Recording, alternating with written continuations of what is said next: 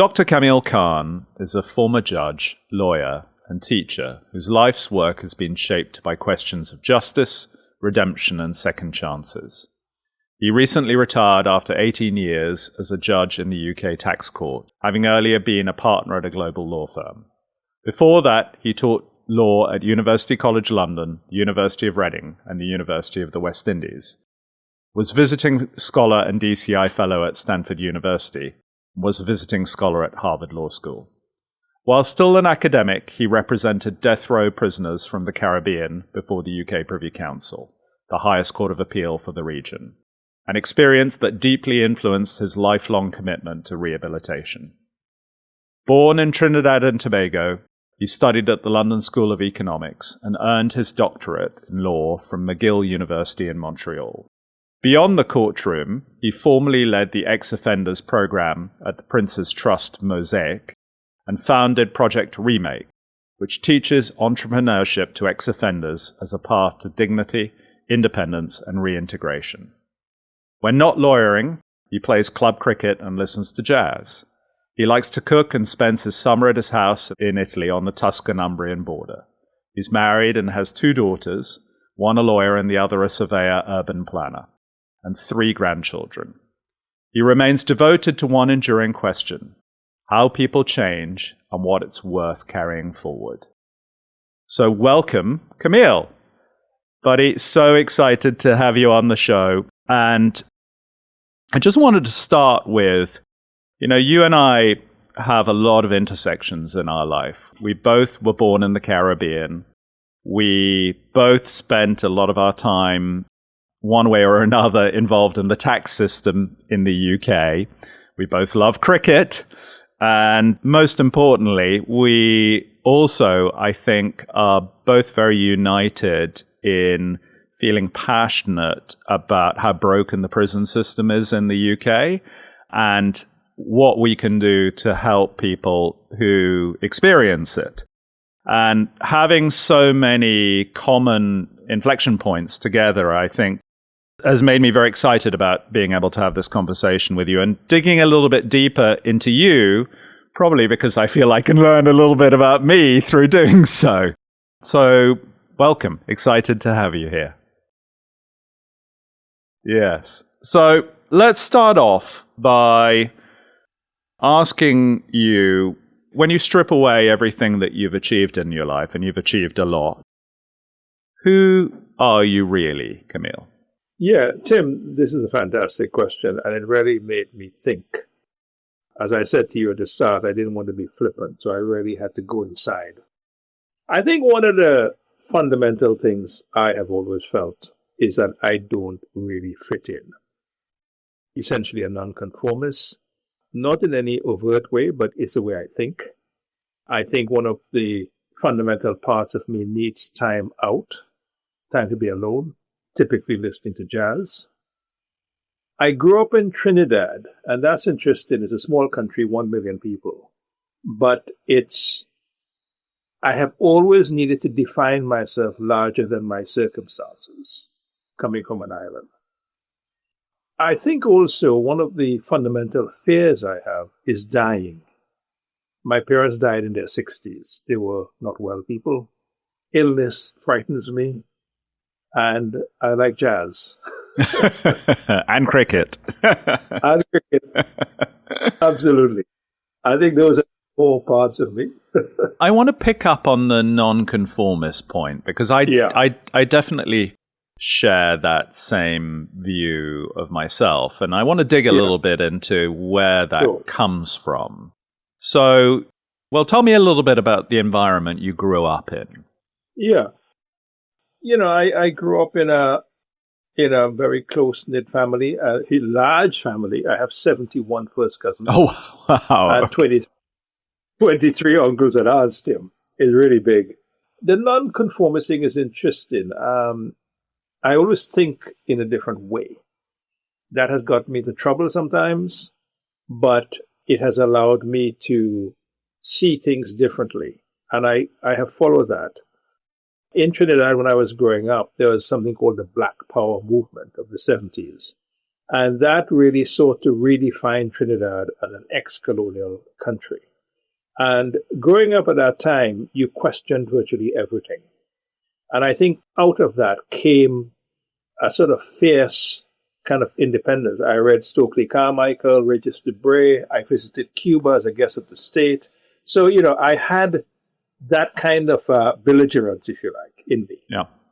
I think my nonconformity was born out of that time. Do you think it was a conscious process by which you became a nonconformist, or you think it was something you actively thought about? I think differently from other people. What do you think? I think a combination. When I realize I think differently to people, and that isn't to say all people, but I then gave legitimacy to it by saying, this is fine. I can think like this. Yeah. So I wasn't subdued by the system, if you like, by the norms. Yeah. I thought, this is fine to think like that. I read something by a quotation. I'm reading this book by Adam Grant, and it says, reasonable men fit into the world. Unreasonable men make the world fit into them. And our only hope is unreasonable men. We're certainly surrounded by quite a lot of them at the moment, aren't we? Yeah, that's pretty poignant, actually. Yeah. That's an interesting comment. How old were you when you left Trinidad? 17. Okay, so... I had A-levels, as you know, high school. Yeah. Then I went to study. So when you left Trinidad, you had already sort of built your nonconformist streak, right? And you were studying first in the US, right? No, in the UK. In the UK, okay. But for sure, like me, you would have felt like you were, you weren't British. You were from somewhere else and you didn't really fit in, right? Absolutely. And it's a great point you make there, because migration is an interesting thing. You have to break yourself and remake yourself in a way. Yeah. You look different, you sound different, Yeah. you think different. Yeah. And even when I became a judge, I was very aware. I'd been in Britain, over 30 years at that time. Yes. And you are aware that the person you're speaking to is thinking of you in a different way. Yes. Though nothing is said. Yes. And do you think that stays with you subconsciously for your whole life? Yes, without a doubt. Because what happens is there's a kind of schizophrenia going on. Yeah. So I remember being with the judges, and I'd be eating, and all I'd say is, soup's good. I wouldn't fetch an opinion. Yeah. I wouldn't say anything. I just wanted to be invisible. Yeah. And this is a grown man. Do you think that you become a bit like a chameleon? That you just get really adept at changing color, whichever environment you're in? Absolutely. Without a doubt. Yeah. And do you think as you go through life, and you've been in a number of different environments, academic environment that are demanding and full of other bright, high-achieving people, and then, as you say, in law as a judge, do you always feel like an outsider in those environments? Well, Britain has changed a lot from when I first went there in the 70s. I had two friends, for example, who were murdered. They went to get a takeaway from the Hall of Residence. They were surrounded by some skinhead guys and stabbed to death. Fast forward to now, I have children in Britain where they are in a class with 22 students, 15 of whom have parents from a different country. Yeah. Britain is a very tolerant society now. And it's certainly London is ahead of the Commonwealth. We have 53 countries, 1/3 of the world's population. And it's also a city in Europe. Yeah. And I think it's unique in terms of what it has become. Yeah. But when I came there in the late 70s, Britain was a very different place. So I would say that I feel more comfortable in my own skin. Yeah. I have my own map. I have my places in Goulburn Road. I go and hang out with my friends and so on. Things have changed, for sure. And if I ask you, if we met and we didn't know each other, and I said, "Hey, Kameel, where are you from?" How would you answer that? I always say Trinidad. You always say Trinidad. Okay, that's interesting. So you would never consider yourself British or a Londoner, or you would consider yourself Trinidadian? Yeah. That's my core identity. It's the humor I have. It's where I feel most comfortable. Yeah. I think that's very telling. What do you think people misunderstand about you? For a long time, Tim, I think I was really quite angry. I couldn't figure out what was wrong. And I think it's partly this displacement. I just had to come to peace with myself. I did something around 2000 called the Mankind Project. And it's where you go off on a weekend with men, and the idea is to change the world one man at a time. But it was a time when it's the first time I had questions like the questions you created today. Yeah. And I found there's something called rug work that you really go inside yourself. Okay. That allowed me to really try and understand myself. I was really trying to understand myself. I think my anger, I came to understand a lot of my anger at that time. I don't want to blame anyone for that. Anger is when you don't have something you want. Because I felt I was good, but maybe not recognized in the same way. I was quite angry for a long time. And I think people probably did understand that. I would pick an argument with people for no reason, for example. Yeah. I hate wearing ties, and I had to wear a tie every day in court, for example. Little things like that, it came back, that 16-year-old kid who was belligerent, who didn't want to wear a tie, who didn't want to speak in a certain way. I remember going into a class I was teaching, and just before I went in, I was going to say the word lean, and you have a lien on property. Yes, yeah. And I heard someone say lien. Yes. Lien. Yes. And the class was an hour long, and every time I came up to saying lien, I thought, I got to say this word lien, right? But it's not me. So anyway, I kept saying lien, and it came to a point where I was coming up to the word, and I tried to say another word because I thought I was doing the wrong thing. And then I heard some kids laughing at them. They may just be laughing at themselves, but I thought they were laughing at me. Right. I came out of that class, Tim, exhausted, man. And I said to myself, there's no way I'm not going to be myself. Yeah. For starters, everyone else is taken. And yeah. Love that. Yeah. And I tell you, that was I wanted to fit in. Yeah. I wanted to fit in. And I don't want to be misunderstood as a question you asked. Yes. Yeah. I wanted people to understand I know my stuff, for example. Yes. And someone could pick up on one little thing and say, he's an idiot. I mean, you asked about being misunderstood, and I felt that, I could easily have been misunderstood. Yeah. This is what and I just, from that day, was more comfortable in my own skin, being myself. There's two things that come out of that interest me. The first is, find it hard to imagine an angry Kameel. In all the time I've known you, you've always struck me as very emotionally constant. So I'm interested in the growth that happened that took you from, that angry young man to someone who, today deals with a lot, but seems always to be calm. Shall we talk about that first? What was that growth process? What happened to you? I think one of the things is going on the Mankind Project and then being part of what we call an I group, where I could express what is happening in my head. Yeah. The second, I remember coming home from, the Warriors, as we call it. And I sat down and my daughter spilled a cup of coffee. She still talks about it. Yeah.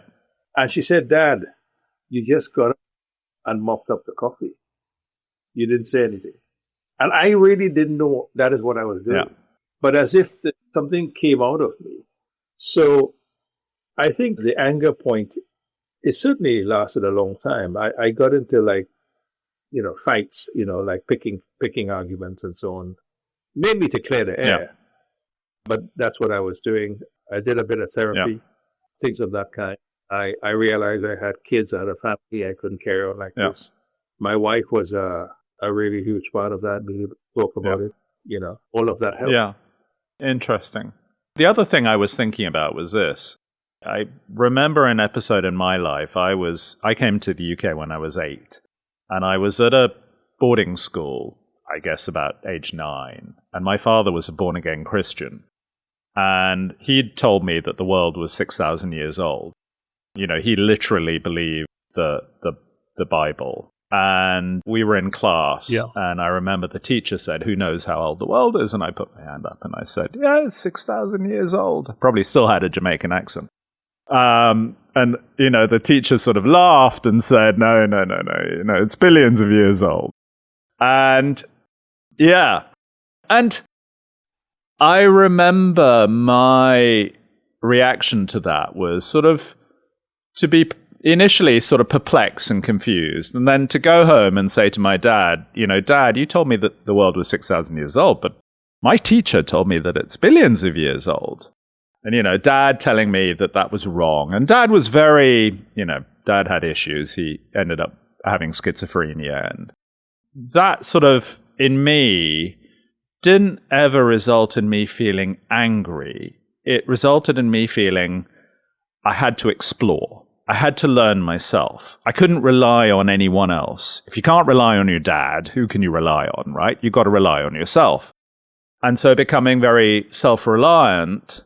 And so I kind of never went through your angry phase. I just went through, I've got to go on this journey of discovery myself. And I wonder if these are sort of two sides of the same coin, right? Your reaction to things that frustrated you was anger. Mine was sort of exploration, I suppose. Interesting, isn't it? How the different sort of responses. I think you came at 8, I came at 17. Yeah. My views on colonialism and things like that were formed. Yeah. I was quite anti-colonial, if you like. I think it was stronger, probably. Yeah. My resentment was stronger. If you look at the winter generation now, up to today, they feel aggrieved. Yes. So, it stayed with me. It did stay with me. I think you were in a school and maybe you had to change. Yes. You had to fit in. I came as a student at the LSE, quite a militant school to start with. So I felt I had license.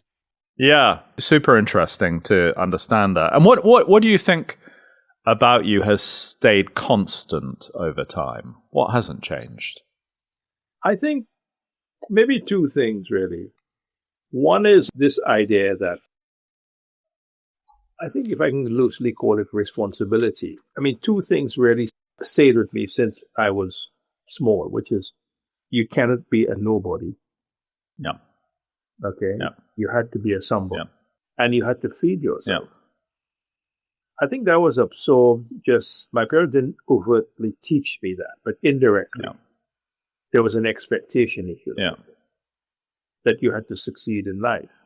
And somehow they felt things would work out. Yeah. I remember my father, leaving where we lived in Trinidad and driving for like a long way, and it felt like a long way at the time, to draw out $5 from the bank. I remember something like a big treat for me was having, what do you call these things? Not a snow cone, ice rolling thing. So, we were coming from a place where we had to make ends meet. But I always felt there was something big out there. And I always felt I had to do well. Yeah.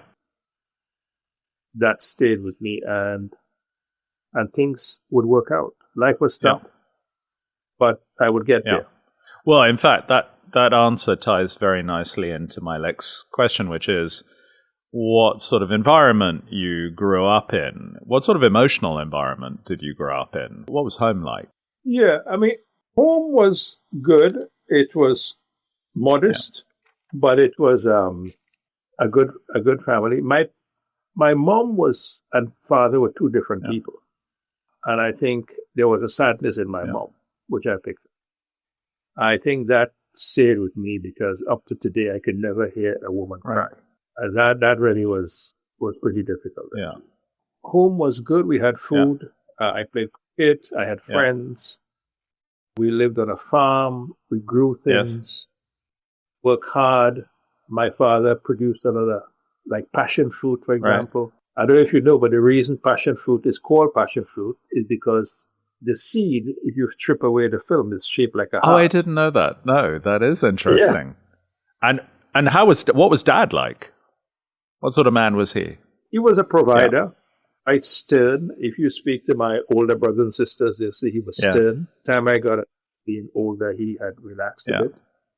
He was a simple guy. He understood things in a very simple way. My mom was a very sensitive person. You know, later in life, she said something to me that it stayed with me. Which is, he said, "You understand me." Yeah, I can see that obviously it still is a powerful thing for you. And do you, when you think about what drove you and what motivated you, was any of that sort of coming from wanting to do it for your parents, for your mum, or was it something else, do you think, that drove you? I think the biggest thing that at that time, I mean, there was an expectation without a doubt. But the thing that drove me past the 11 plus exam. Now, when you think 27,000 people do the exam, 3,000 pass, and only 500 get into one of the good schools. Yeah. And passing that exam changed my life. It's the biggest change in my life. I have friends who were in class with me who are taxi drivers, and nothing is wrong with their brain. But they didn't pass the exam. And it made me realize that I can be in places that I didn't think I could be. I became the head boy of my school. I went back in 2015 to deliver the convocation address. Nice. And I said to them, coming here changed my life. Yeah, on the wall, there were people who had become judges, who had become the Chief Justice. And I felt I could be like them. Trevor McDonald, incidentally, went to the really? That's great. Yeah. We talked. I met him.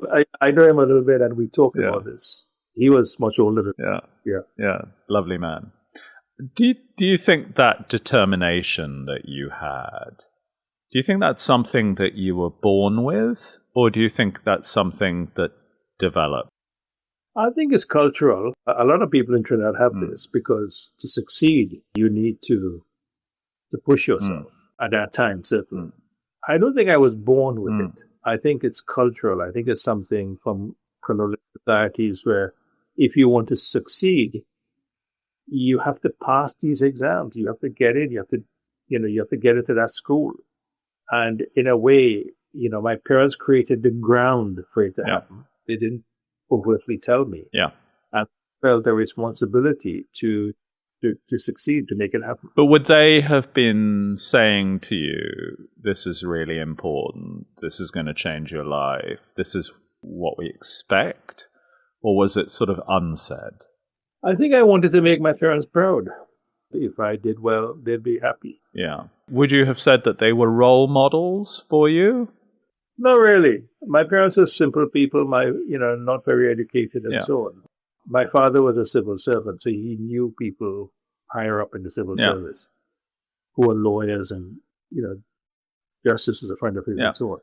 So I think perhaps there's something born out of knowing them that made me aspirational.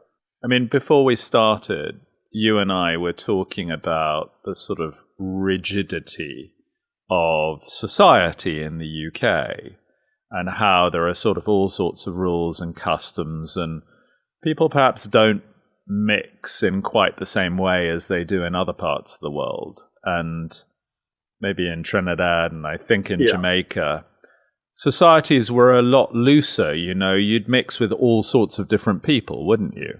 I mean, in a way, the class system in the Caribbean is very fluid. Yeah. You could be, the rubbish collector's son and the system. Yeah. In England, if you didn't go to school or Oxbridge, you may not succeed as much. Yeah. No, these are really important points. I want to touch on faith. Would you call yourself a sort of, a spiritual person, someone to whom faith has been important? Not really. I was born a Muslim, Yeah. and I like the community of Islam. Yeah. So when I meet people and they say, Assalamu alaikum, Yeah. I feel part of that. But to say the doctrinaire stuff, the dogma, is not something which, was part of me. I mean, let's face it, you can go to the mosque in Trinidad and then you go to a reggae party. Or maybe the mosque is a reggae party. One and the same, right? Yeah. And what do you think in terms of your approach to life? Would you call yourself a spiritual person? For sure, Right. for sure. I think, the intangible, if you like, or, seeing things happening which for no apparent reason, for example. Or it's very interesting. When my daughter was doing her law degree, she had to get a certain mark to get into a law firm. Okay. And she's very worried about it.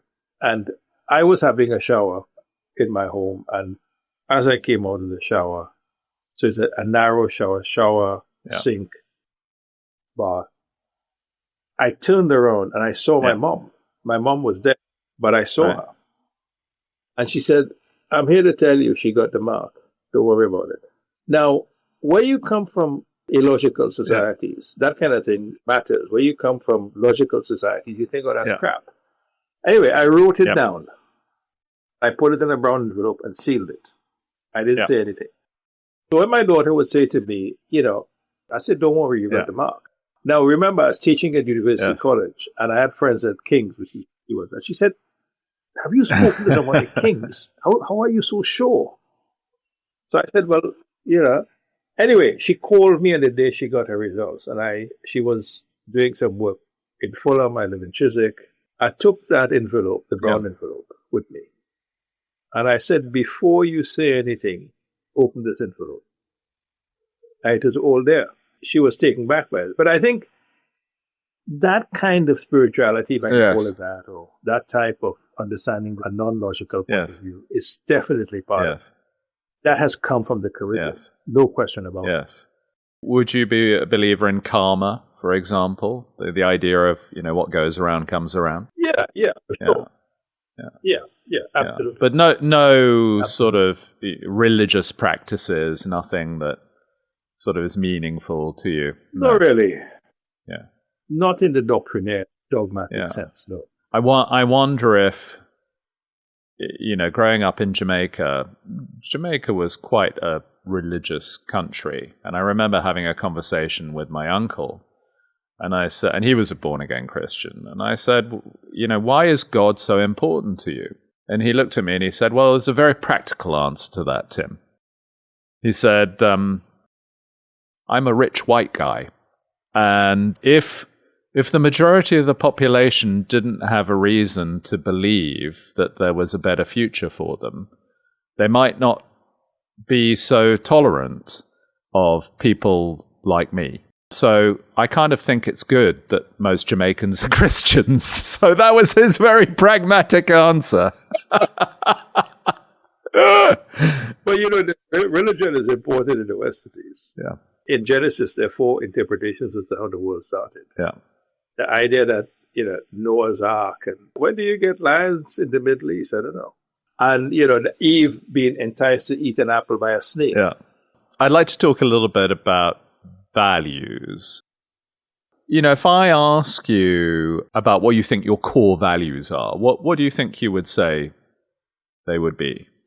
When I was growing up, to say it as a story, on Fridays, which is the day you go to the mosque, my parents used to always feed the people in the poorhouse. There were 12 people in a poorhouse where we live. We'll take food, we'll spend the time there and give them some money and leave. And then when I was growing up, one of my high school friends, I used to go to his dad. His dad is a very rich guy. He had a shirt factory. And again, every Friday, you'd go to the mosque, and everyone in that village, he'd give 25 cents, which was, a nice little piece of money in those days. And I think what came out of that is a kind of compassion. And as I got older, it became more realistic.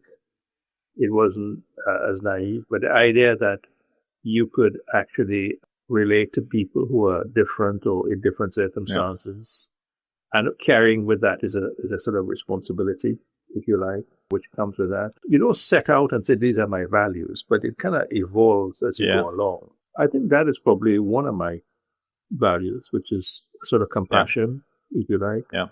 And I've seen that in you a lot. It's interesting values, isn't it? Because it's easy to pay lip service to them. You know, we can trot out a number of them, you know, whatever. But actually, when you think deeply about it and think about the ones that really you care about and you're true to, and what's interesting with you about compassion is, well, you came from humble beginnings, so one would understand why you would have empathy for others who perhaps have been less fortunate. But you then became an officer of the law, a judge, for 20 years? Yeah. Yeah. You've kind of, in a way, you've seen it all, right? Yeah. I mean, it's, in a way, when I look at the law, I see it as not compassionate because, you know, you give people a number, you say they committed this offense, but you don't see the people behind that. In a way, the bureaucracy, whether it be the NHS or the legal system, is like a wall.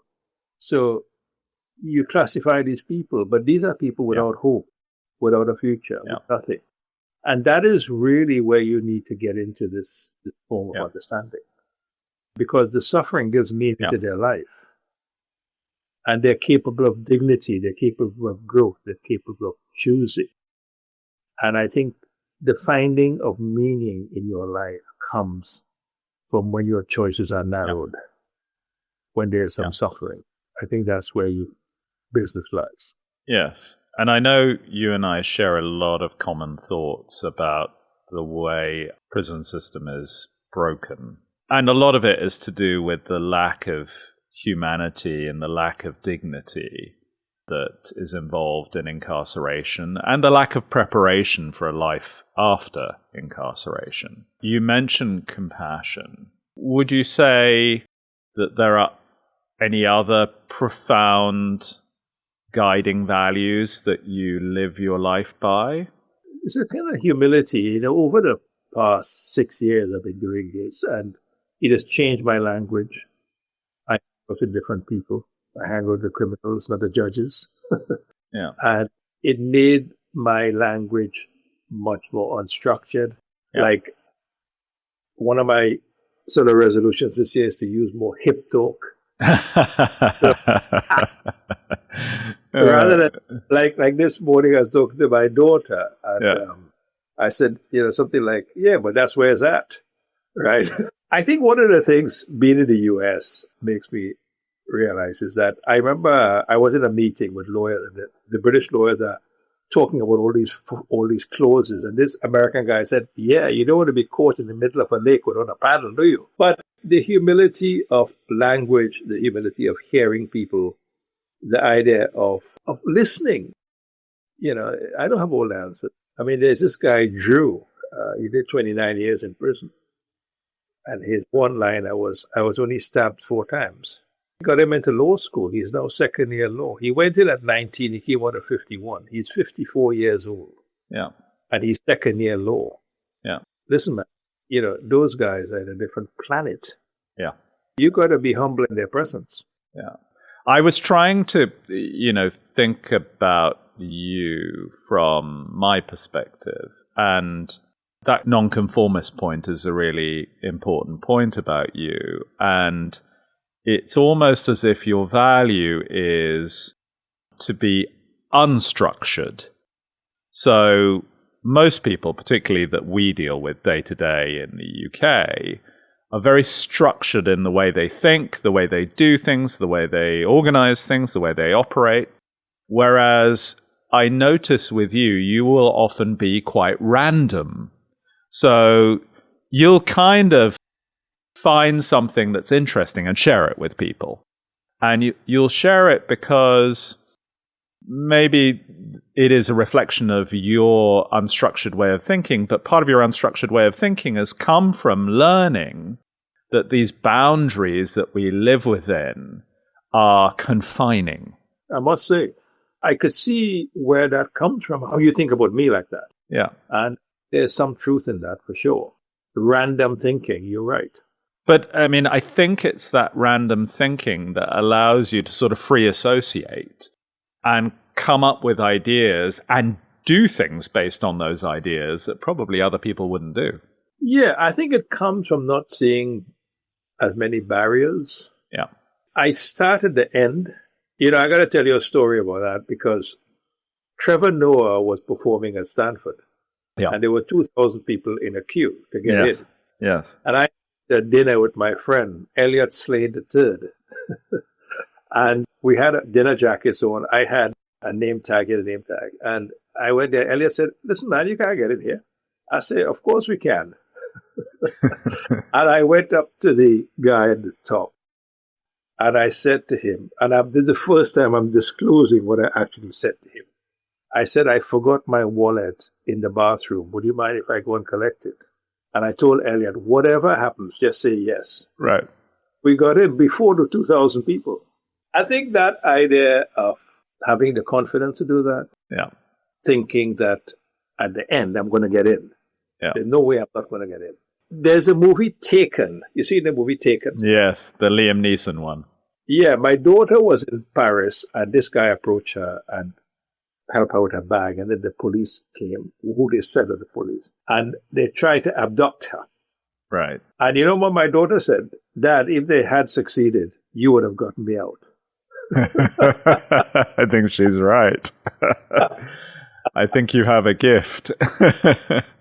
Well, it's not seeing barriers, not seeing the structure. Yeah, I think it's a mixture of everything, Kameel. I think it's growing up where you did, being a nonconformist, not thinking in the structured, rigid way that others do, being able to free associate, and having this deep compassion. And I think it's all of them coming together.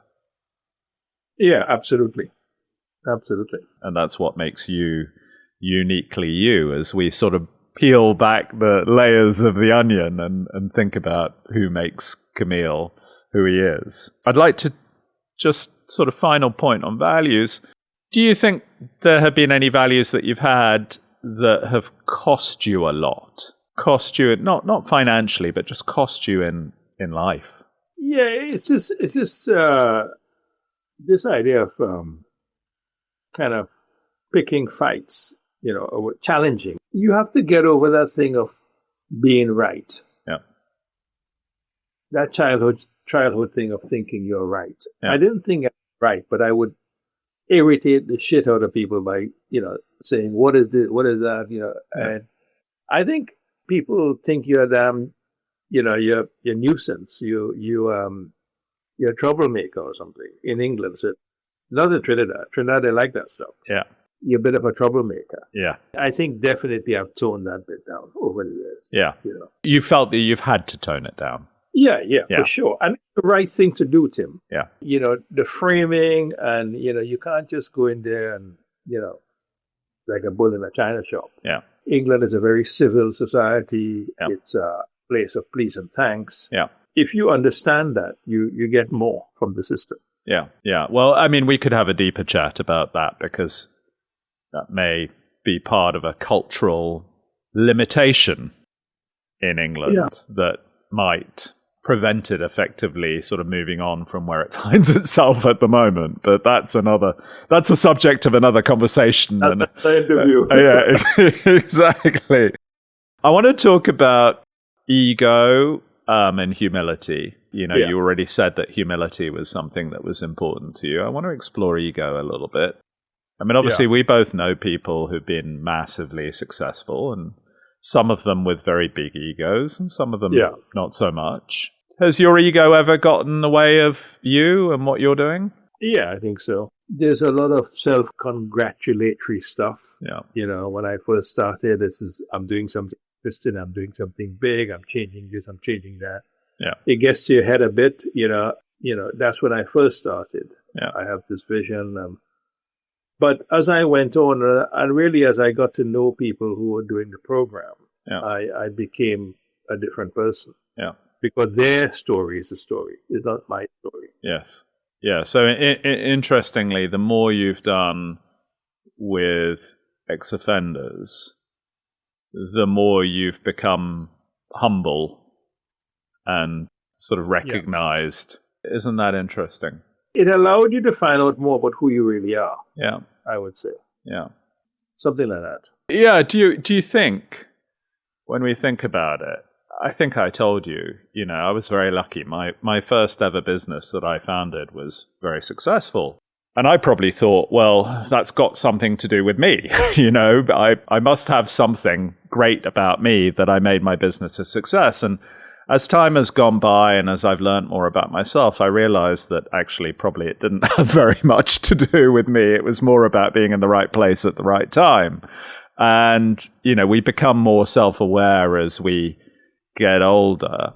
So part of it maybe is that. But I'm wondering also if when you hear the stories of people who have had these incredibly traumatic lives, and who have had to fight from the day they were born, you realize actually that so much of who we are is shaped by the lives that we live and the opportunities that we had no control over, the good fortune we had. Absolutely. Yeah. There's no question that is correct. Yeah. I also think the kind of persona you take, we might call it ego, but we learn to survive based on a form of ourselves we create. Yeah. And that as we go on, that reveals itself in different ways. Yeah. But it's certainly who I am is usually a persona we have in a particular circumstance. Yeah. But you think as you've learned more about people who have had much more difficult and damaging lives than you have had, that has just made you more humble, more understanding, and less egotistical. I used to read a lot of Carl Jung, Jung, and this concept of shadow. Yeah. And I mentioned to you before that I did this Mankind project. Yeah. That is almost entirely based on shadow. Yeah. The shadow is that part of your collective unconscious that you don't look at. Right. And in a way, people telling you stuff that you feel uncomfortable with is where the action really lies. Yeah. And I think, certainly my daughters and my wife, do tell me that. And I have learned to listen to that. Yeah. So that my shadow, that part of me that I don't want to put into a closet and shut the door, is something as I get older, I am focusing on to become, to use a cliche, more authentic. Yeah. Yeah, I can see that. And tell me how, when you help people who have been through this trauma, and, I know the work you're doing with Remake, which is amazing. And I know you've done other stuff in the offender space for a while. When you do that, how does that make you feel? To use a short form, I feel good about myself. Yeah. People like you, friends, see the value in what I'm doing. Yeah. A huge part of my life is about the purpose. Yeah. I've had a good career and so on. Yeah. I don't have to do this stuff. I don't have to hang out with offenders and do work with them. Yeah. And it has given my life a lot of purpose. Yeah. And it has given a great dimension to my life. Yeah. It gives me conversation. I could talk to people like I'm talking to you. Yeah. I know people at all levels, the prisons minister, etc., Yeah. and I could talk to them about changes. Yeah. It's given me a very fulfilled life. Yeah. Quite frank. Is it more fulfilling than other things that you've done? Oh, infinitely. I mean, the practice of law, in big firms is just a form of perpetuating corporate capitalism. You are just a unit of internal bookkeeping in those firms. Yep. I remember one guy, a partner, died at 42. They just cleared his room, created an endowment in his name, and stuck another guy in there. Yeah. You realize that, these places You have to make money in life, don't get me wrong, but these places are not, they are really businesses. Yeah. Some of them take their character from the senior partner, which is good, and but it's not enough now just to be seen to be making money. Yeah. You have to be at the very heart of social change. If you look at my kids, they say, what are you doing about human rights? What are you doing about the climate? Yeah. And I think it's shifting. Yeah, I do agree with that sentence, that you need to find meaning in your life. Yeah. Find the joy and find the meaning in your life. Yeah. And I think when I see, a lot of the photographs of you, or when I see you in person on those sort of celebrations of the, ex-offenders having gone through the remake course or something like that, I see happiness. I see real satisfaction, pride. I see that coming out of you. And I think that's absolutely great. And I think it's a question we should all ask ourselves, which is, am I actually doing something that has real meaning? So, congratulations. Yeah, well, thank you for the kudos. And we just got approval to start the Second Chance Center at the University of London. Yeah, which is amazing. So I'll tell you more about that. But that took a while to get an approval. But yeah, I could tell you about that. We're going to have going forward. I would love to hear a story, one or two, that you think explain you better than any sort of written resume could. Is there something that comes to mind? I remember my dad. I became close to my dad later in life when he settled down. He wasn't as fierce. Yeah. He was 55 years old. And he said, I could die now. I said, why is that? He said, I've educated my kids and I own my plot of land. Yeah. That is an interesting thing because, strange enough, I think that is how I see my life. Not that I could die now. Yeah. I have a fear of dying. Yeah. That they died young. Yeah. He saw it as a kind of self-sacrificing life. Yeah. If I think about my life is about providing for my family and owning my house. Kind of thing. Yeah. I think that you don't realize it, but you imbibe, for want of a better word, this kind of what your parents passed down to you. When I came in England, I always felt there's a precipice behind me. Yeah. And I remember I was laid off from a law firm. You remember Robert Maxwell? Yes, of course. Well, he was the biggest client of the particular firm, and Right. they laid out corporate B. Right. How am I going to pay my bills? Yes. That, as I said, when the options narrow, when the suffering comes, Yes. that's when you realize what you're about. Yes. To myself, this would never happen to me again. And I started doing various investments and so on. Yes. So that, because you're only as good as 3 months, Tim. Yes. 3 months is your notice period. Yes. And you might think you have this great life when you're a lawyer and you're a big firm. Yes. They could chuck you out. So I wanted to make myself independent of that. I set up certain things at that time. But that story about my dad, the self-sacrifice, Yep. when I was in Britain, is really who I am. I am a person who wanted to educate my kids. I wanted them to have a good life. Yeah. I wanted to not have a great deal, but have enough Yeah. that I don't have to worry when I shut the door at night. I think there's something interesting in that story, in that, your dad, his mental model of his world obviously was smaller than the mental model of your world, right? Because of the work that he put in and, educating you. And he'd reached the sort of limit of the world that he'd imagined that he wanted to, right? He'd kind of done what he had set out to do. And I think a lot of us have these mental models where we say, we're going to build layer upon layer. And you're right. A lot of us are sort of terrified of the precipice behind us. And so we build these layers. It's obviously a good thing because in a sense, because you're kind of structured in the way that you're doing things, not overreaching and not trying to do too much at the same time. But your point about the fear of the precipice is an interesting one, because in a sense, maybe that holds us back as well, right? I just did a DNA thing. Yeah. And I found 80%, I think, Pakistani, 14 or 15% European, Yeah.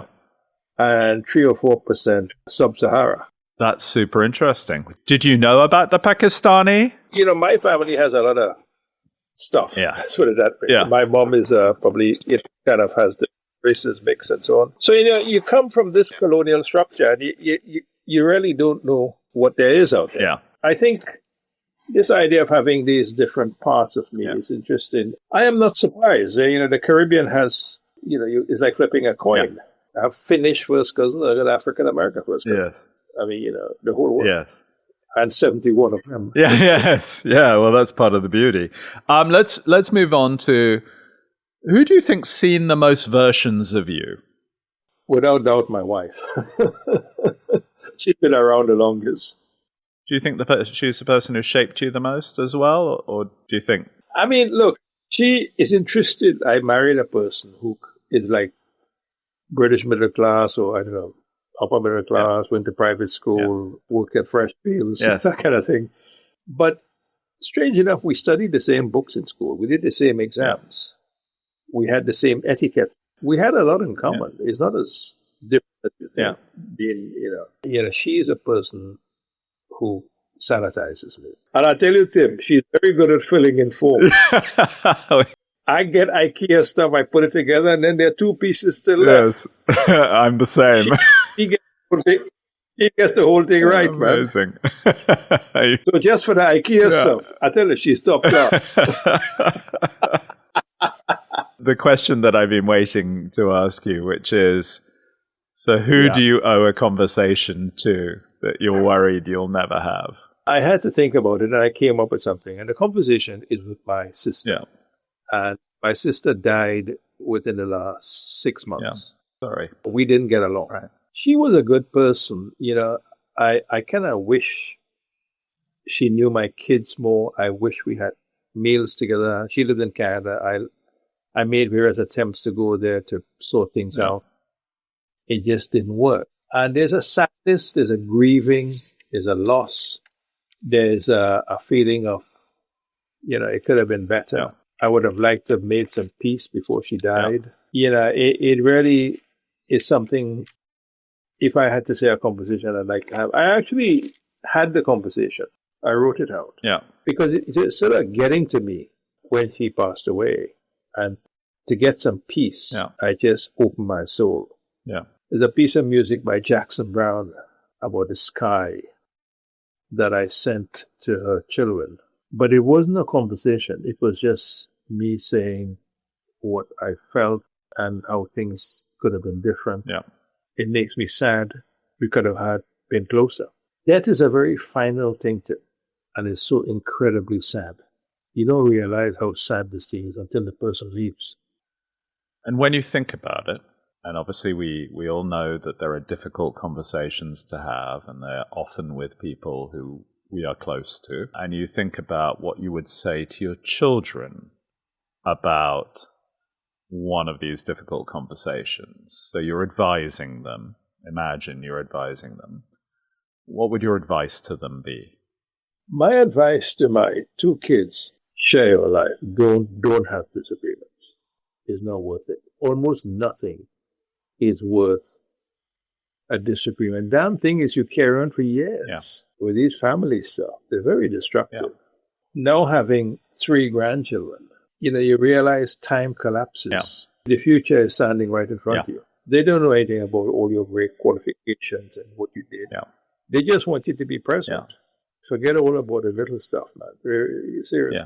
I mean, you know all this stuff, right? You know. But I really mean it when I say, don't sweat the small stuff. It's not worth it. People get caught up in narrative constructs. So there are stories that they tell themselves in their head, how they've interpreted the behavior of other people. And they're quite difficult to break down, particularly in families, particularly where it feels sort of tribal, almost, between different branches of the family. And I have it in my family. It is hard, isn't it?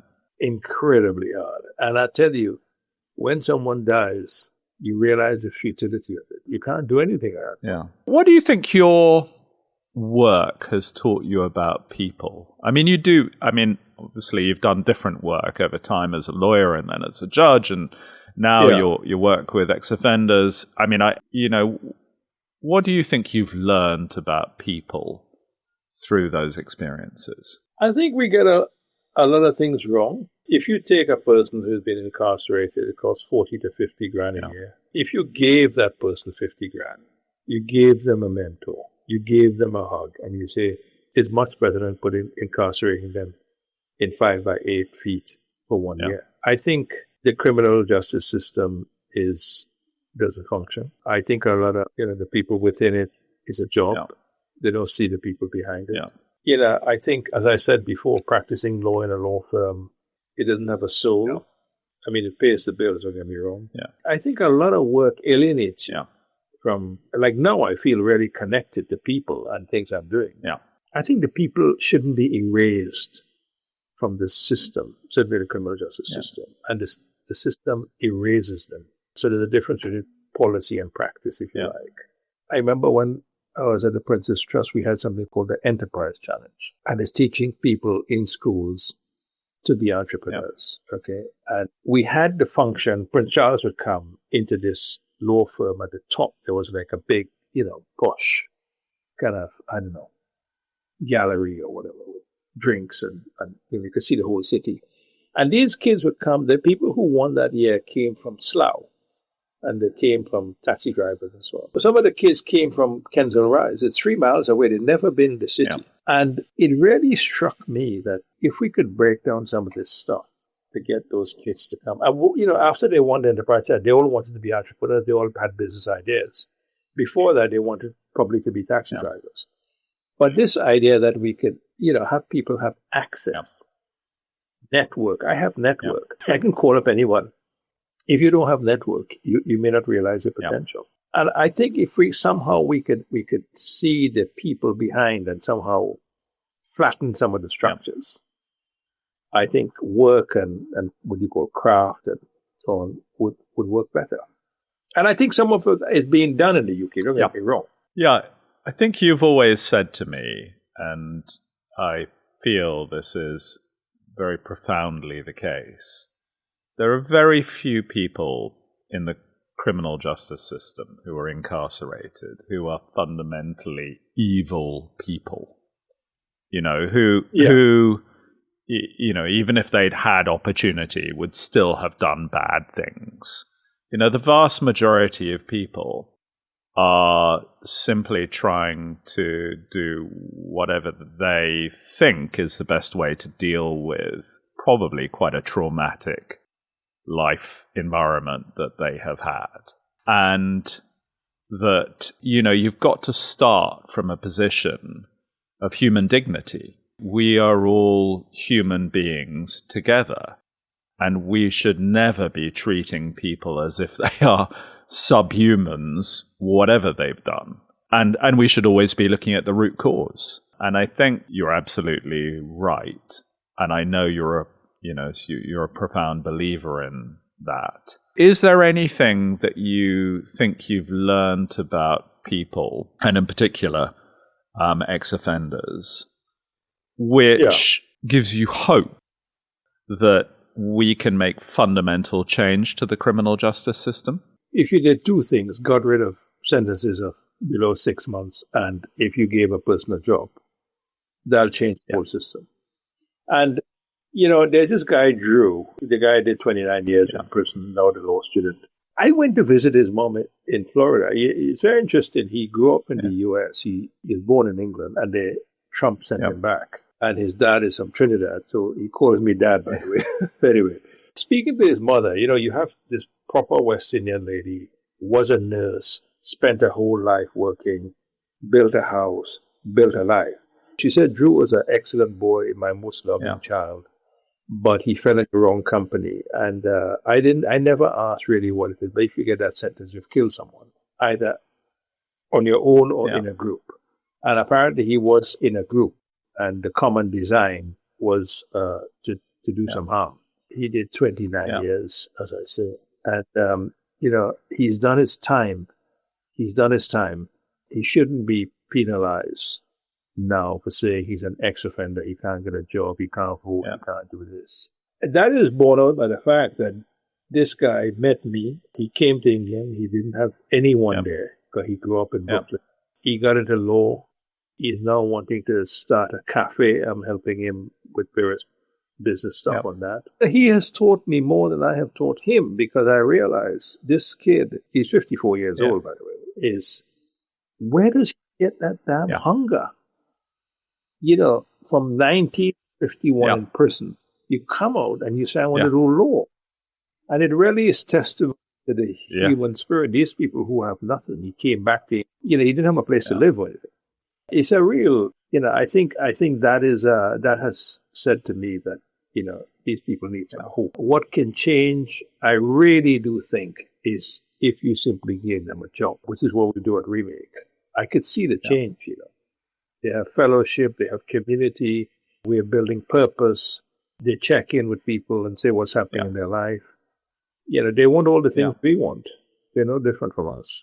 So I want to ask you about the impact of having children, and maybe particularly grandchildren. And, you mentioned about your dad and that story about your dad talking to you when he was 55 and saying, I could die now. I've educated my kids and I own a plot of land. And I suppose you're at that point in your life where you can say, I've, done the things that I really set out to do. I've got children. I educated them well. I've had a successful career. I've owned my house. I've provided for my family. I've found meaning in what I'm doing. So I'm interested to know what you say to your children, what you say to your grandchildren. What do you say to them about the meaning of life? If they say, Dad, how do I find meaning in life? What are you going to say to them? Embrace imperfection. What I said to them is what I said to myself, which is be a somebody and feed yourself.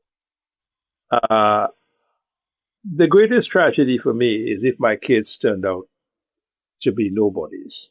That would have been a tragedy. Because it comes back to this whole thing about the self-sacrificing life. The life where you basically, provide for your kids, cater to your kids, make them better. The next generation must move up. I say that. What would I say to my grandchildren? They're still young, 2.5, 1.5, and 6 months. Imagining they're listening to this in 20 years' time. So that's the message you're leaving for them. Yeah. I would say to them, like your grandfather, like your parents, make something of your life. Be compassionate and kind, even if it means smiling at someone during the day. Try and realize that you live in a larger community. You can't define yourself purely in terms of your career, your life, what you want, you have to see it in a wider context. You have to see it in terms of there are parts of the town where you have people who don't have as much, or you go and check them out. You see what you could do there. You put your rubbish in the bin. You try and do something that improves the lives of others. A friend of mine from California had this great expression: plant trees, the shade of which you will not enjoy. Let's imagine, one of them was thinking about entering politics. What would you say to them? I have nothing against politics. I think it's, there are many shades and complexions of politics, and more so now, where you have the rise of a different kind of politics. I would say, go for it, but make sure at the end of it, you could say, these are the changes I made. These are the legislations I brought in. These are the changes that help people, something like that. What do you want to be remembered for, Kameel? If someone was looking back 30 years or whatever, as you say, they say, he was a pretty good guy. He didn't take no for an answer. He really gave people some dignity, which was a new starting point. It's not a prize. It's just giving dignity to people And a guy called Bear, he did this video, after he'd been on our program. And he said, "Thank you, man. You changed my life." I still remember it. I still remember it, Tim. Sometimes I'm on the tube or something, I just play that video back. I sent it to you. And he did 11 years, that guy. And I saw him recently, and he has a girlfriend now in Brazil, and he goes out there and say he's really happy. I helped him a little bit to get his ticket to get down there. And he really didn't have to say anything. I met him every Saturday I go to Gold Bond. I have lunch with one of my guys. And he just said that to me in this video. What do you want more than that? As a little bit of fun, we've introduced the idea of 5 quick questions at the end of our chat, just to give a little bit more color as to your personality. You can give me short answers. It doesn't have to be long, thoughtful answers. Okay, so what's one thing on your bucket list that you still plan to do? Listen to more jazz and go to more jazz festivals. Okay. Which book or movie has had a major impact on you? Shawshank Redemption. What everyday activity brings you the most joy? I think I know the answer. Listening to music. Yeah, I thought that would be it. Who's a personal hero of yours? Someone who inspires you? In many ways, Miles Davis. He was an outsider. He was a nonconformist. And he created something beautiful. Love that answer. And in one word, how would you describe this stage of your life? Light. I like it. Kameel, you've been amazing. I think you're my hero. You are a true original. I love spending time with you. Loved learning from you. Love your inspiration. Keep up the great work. Thanks, buddy. Thank you, my brother. Thank you for listening to Echoes Across Time. If this conversation made you pause, reflect, or see legacy in a new way, share it with someone you'd want to remember you by. You can follow the journey and join our community wherever you listen to your podcasts. I'm Tim Levy, reminding you your story is already part of someone else's legacy.